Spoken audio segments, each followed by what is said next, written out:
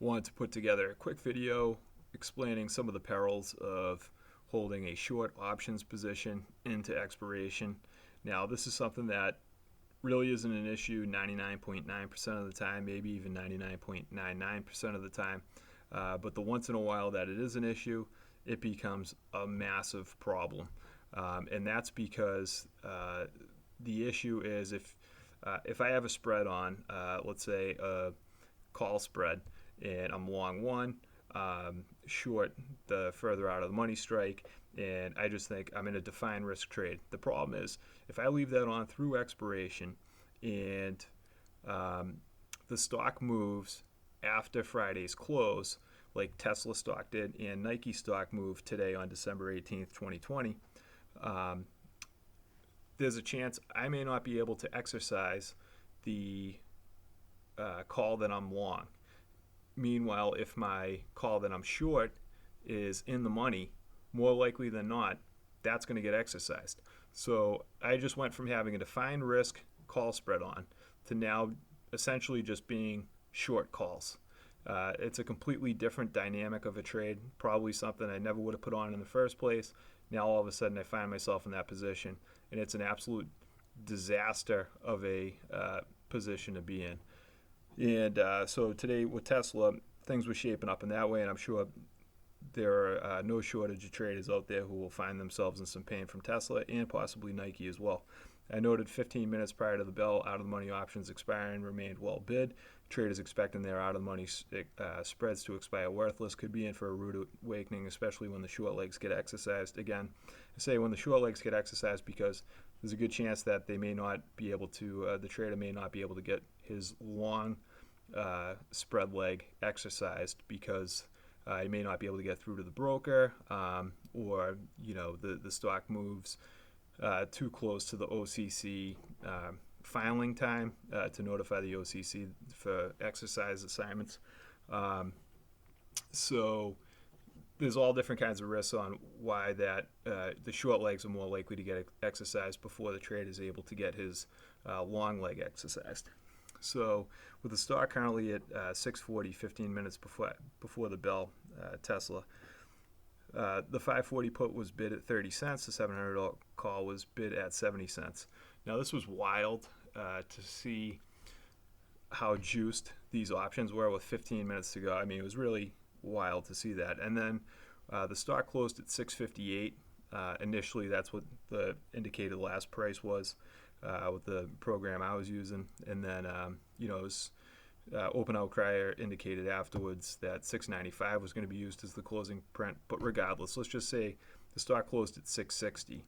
And even with 660, the $600 put was expiring with a 55-cent bid.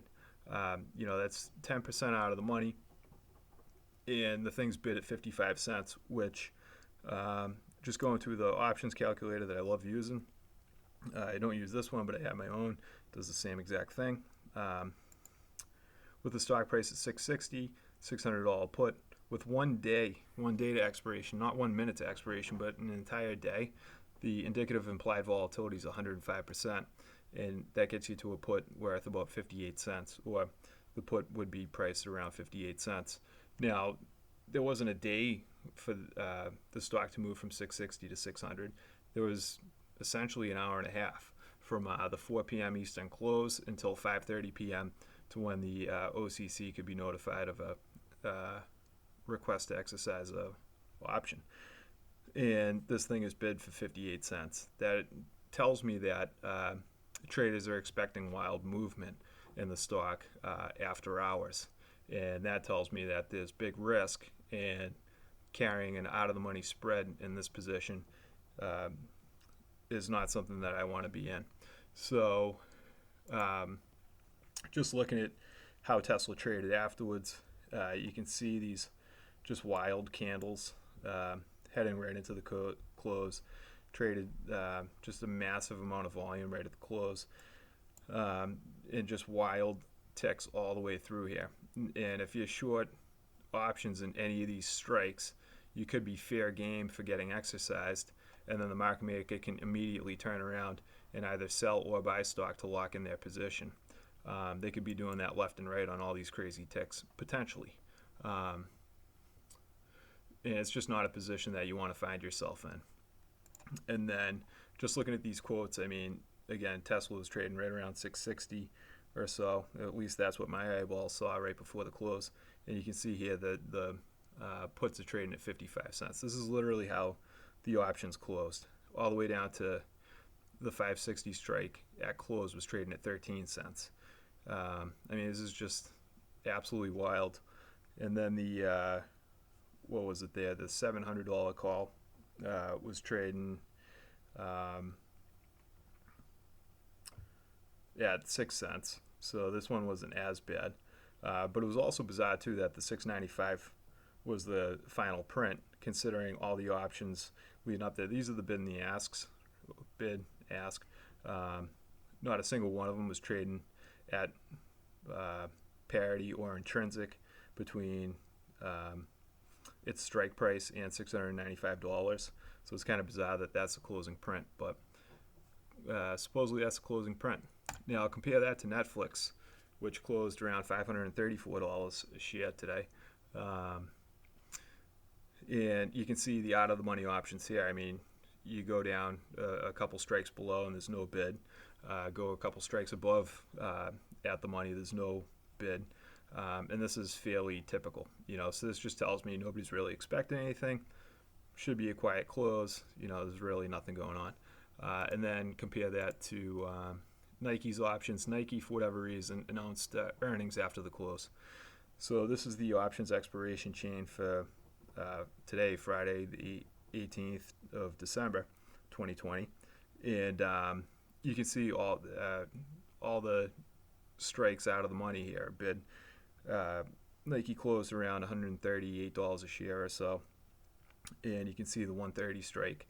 Put is trading for 32 cents, and same deal with the calls, all the way out to 150s bid at 24 cents right at the close. I mean, these things were expiring today, and this is what they were trading for right at the close. So that again tells me, there's risk of after hours movement. That's why people are paying for these things. So if I see that going into the close, I know this is not a position that I want to have on. If I have a out of the money short option trade on, I want to close that out, because there's no way I want to shoulder that risk, because the worst thing that I could do is leave that on and then not be able to exercise my long legs because I can't get through to the broker. Broker is not able to exercise them. Everybody and their cousins calling in because they have issues with their Tesla trade or whatever it is, and I can't get my long legs exercised. Next thing I know, my short legs are getting exercised, and I'm in a radically different trade from what I wanted to be in.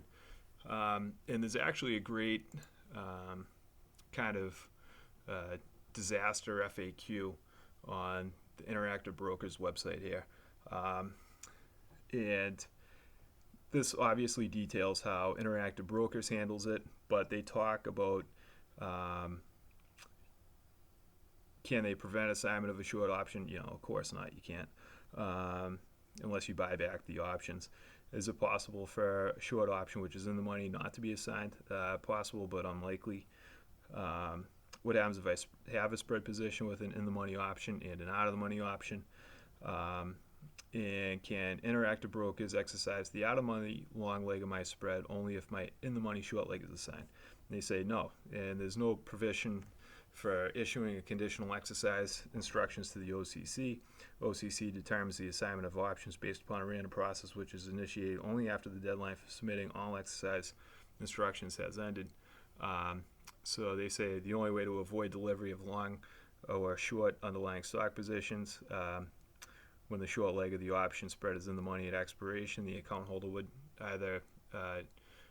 need to either close out the short position or consider exercising the at the money long option. So basically, close it out. Don't expose yourself to the risk is what they're saying, and it makes a lot of sense. But these are things, 99.99% of the time, it's never an issue. But Tesla getting added to the S&P 500, it turns into an issue. Nike announcing earnings after the close on a Friday, it becomes an issue. in Tesla a few months ago on realmoneythestreet.com. Tim Collins has a pretty good take on what happened to him with a position that he thought was out of the money, and he was relatively safe. And then all of a sudden, after the close on Friday, it was announced Tesla wouldn't be getting added to the S&P 500, and the stock ended up tanking. So his out of the money options trade suddenly became in the money, and there was nothing he could do to exercise his long legs, and his short legs ended up getting assigned to him. And then also from 2010, Adam Warner has this pretty good article at investorplace.com talking about the risks inherent to having short options positions heading into options expiration. And then also talks about this one right here is pretty interesting, Viral Farmer. And this stuff's all anecdotal because he heard it, and now I'm hearing it from Adam Warner. But he says bullish news came out on a Sunday. It somehow someone was prescient enough to exercise out of the money calls. So they exercised out of the money calls, and that's one thing to know as well, is that if you short out of the money calls, and somebody could still exercise them. Now, again, 99.99% of the time, it makes no sense to exercise out of the money calls because you're going to lose money on them. The stock's not anywhere near that, so nobody does that. And I would be interested to know too. It's got to be a quick investigation for even the worst investigator. You could probably round up all the people and ask. There's probably like 5 people last year who exercised out of the money calls, and 4 of them had no clue what they were doing, and then the other guy was probably an insider. So, that raises an eyebrow right there. Exercising out of the money calls heading into a weekend. It's kind of bizarre, but it's possible. It's possible. So it's just things, and if you're on the other end of that with the short calls, you could be in a tough spot. So just getting back to this stuff, I'm just trying to cover this stuff as quickly as possible. It's kind of a lot to take in, but basically, if it's Friday OpEx and you see options and you have a spread on, you see options 10% out of the money and they're bid at a healthy premium, probably a good idea to take your trades off and just call it a day rather than try to deal with the nonsense in the after hours, because it's going to be an absolute nightmare of a afternoon, and then the whole weekend is going to be a nightmare, and then probably Monday morning will be a nightmare as well. But again, these are the kind of risks that nobody really talks about. People always talk about, hey, you get an option spread, it's a defined risk trade, don't worry about closing it out, you're covered. But there are certain circumstances when you're not covered at all and you're actually exposed to tremendously more risk than you may think you are. I hope this video helps. Again, not the most visually stimulating, but I hope it was informative.